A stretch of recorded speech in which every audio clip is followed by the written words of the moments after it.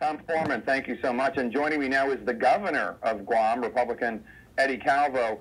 Governor, thank you for joining me. The North Korean government has consistently threatened your territory. How seriously are these threats taken at this point?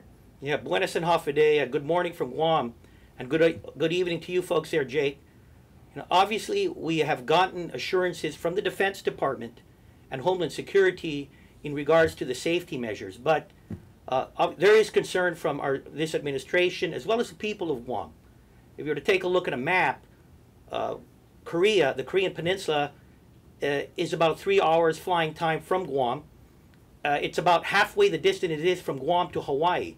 So we are abutting the Asian landmass. So obviously when you have a authoritarian dictator like Mr. Kim and some of the bellicose statements that he's been making and the activities of his government and their military, it causes a lot of concern in this American community here in Guam and the Marianas.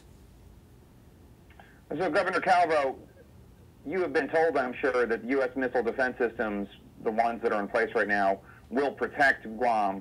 Are you confident that they will protect you 100% from any threat? There is a defensive umbrella that has been set up from the Korean Peninsula all the way to the Western Pacific. And of course, you've heard recently about the THAAD system that will be deployed to Guam. But the concern we have is all you need is that one lucky shot.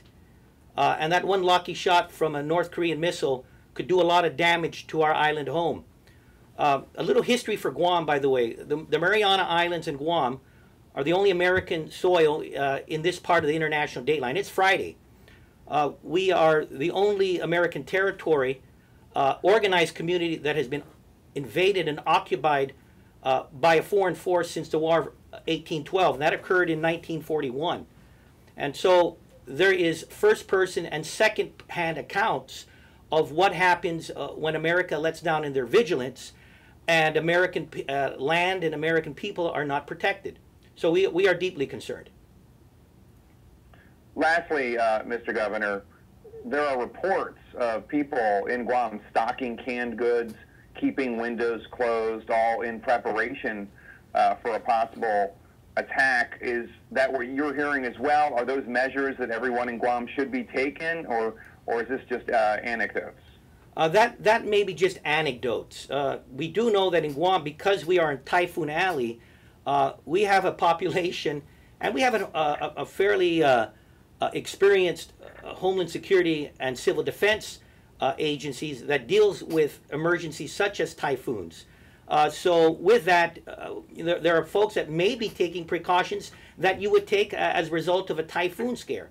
But aside from that, I do not believe, and I have not heard of any evidence of some sort of panic from the community in which they would be storing items for an impending attack. All right, Guam Governor Eddie Calvo, thank you so much for speaking with us this evening where I am and this morning where you are. Thank you. The question...